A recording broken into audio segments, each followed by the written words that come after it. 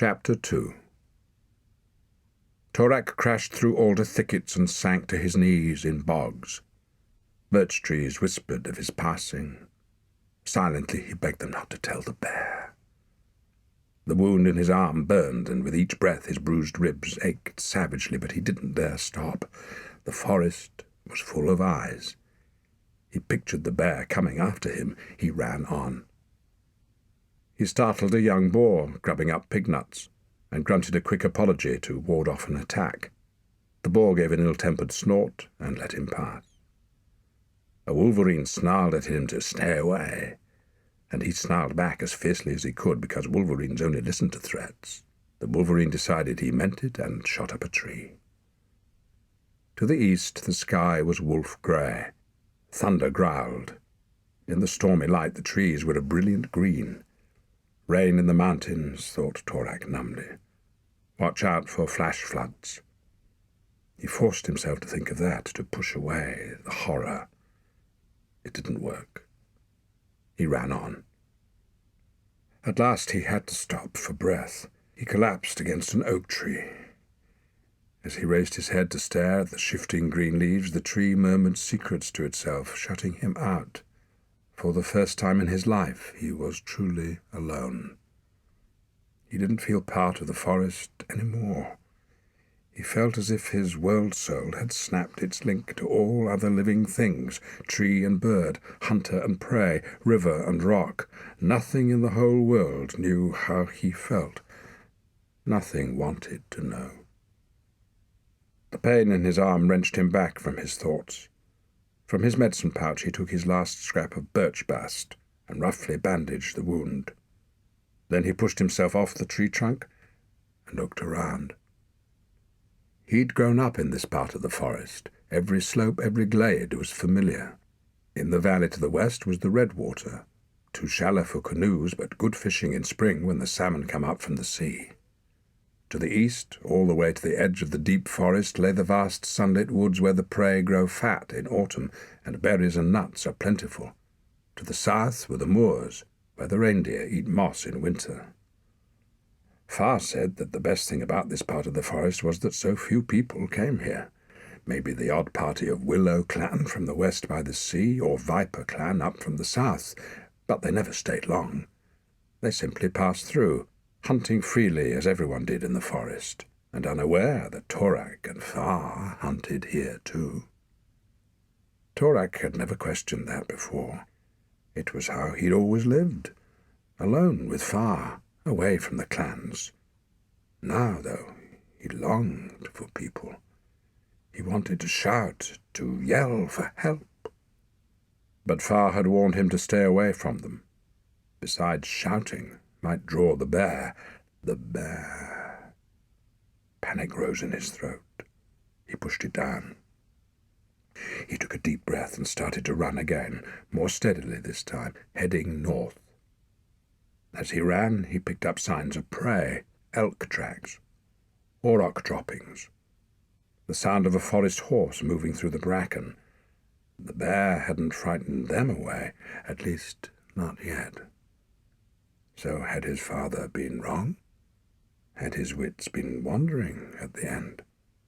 "Your Far's mad," the children had taunted Torak 5 summers before, when he and Far had journeyed to the seashore for the yearly clan meet. It was Torak's first ever clan meet, and it had been a disaster. Far had never taken him again. "They say he swallowed the breath of a ghost," the children had sneered. "That's why he left his clan and lives on his own." Torak had been furious. He would have fought them all if his father hadn't come along and hauled him off. "Torak, ignore them," Far had laughed. "They don't know what they're saying." He'd been right, of course. But was he right about the bear? Up ahead, the trees opened into a clearing. Torak stumbled into the sun and into a stench of rottenness. He lurched to a halt. The forest horses lay where the bear had tossed them like broken playthings. No scavenger had dared feed on them, not even the flies would touch them.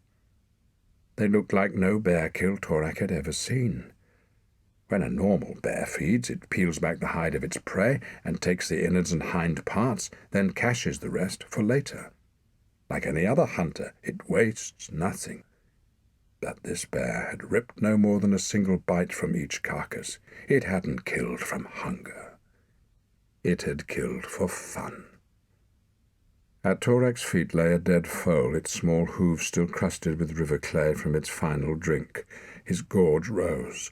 What kind of creature slaughters an entire herd? What kind of creature kills for pleasure? He remembered the bear's eyes. Glimpsed for one appalling heartbeat. He'd never seen such eyes. Behind them lay nothing but endless rage and a hatred of all living things, the hot, churning chaos of the other world. Of course his father was right. This wasn't a bear. It was a demon. It would kill and kill until the forest was dead. No one can fight this bear, his father had said. Did that mean the forest was doomed? And why did he, Torak, have to find the mountain of the world spirit, the mountain that no one had ever seen? His father's voice echoed in his mind. Your guide will find you. How? When? Torak left the glade and plunged back into the shadows beneath the trees. Once again he began to run.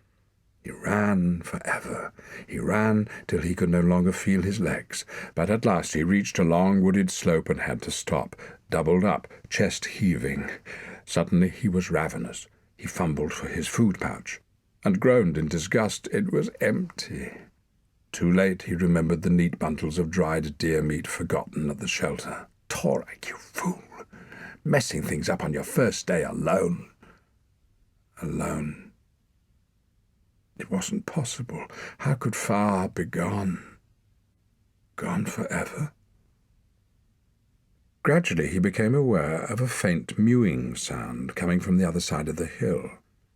Then it was again. Some young animal crying for its mother. His heart leapt. Oh, thank the spirit. An easy kill.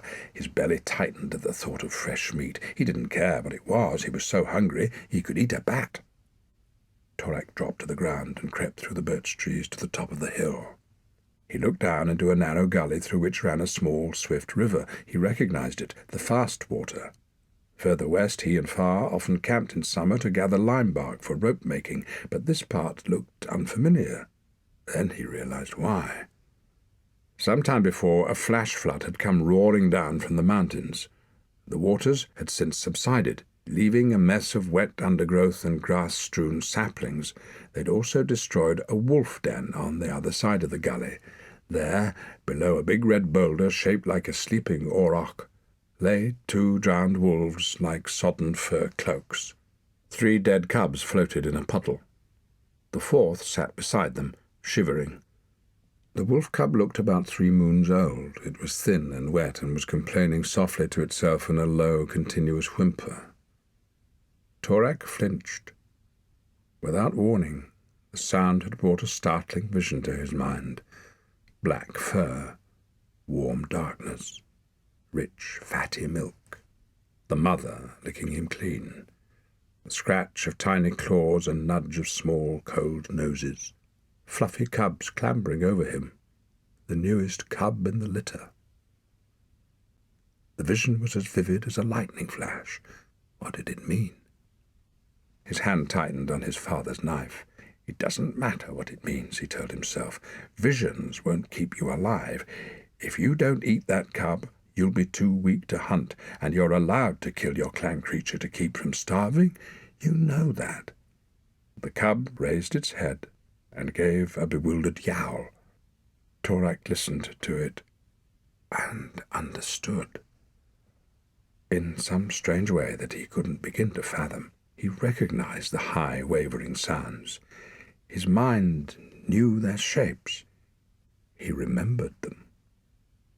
This isn't possible, he thought. He listened to the cub's yowls. He felt them drop into his mind. Why won't you play with me?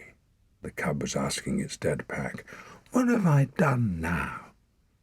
On and on it went. As Torak listened, something awakened in him. His neck muscles tensed.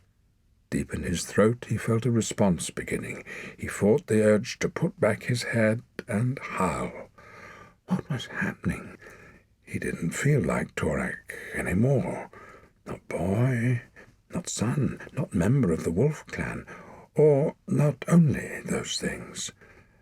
Some part of him was wolf. A breeze sprang up, chilling his skin.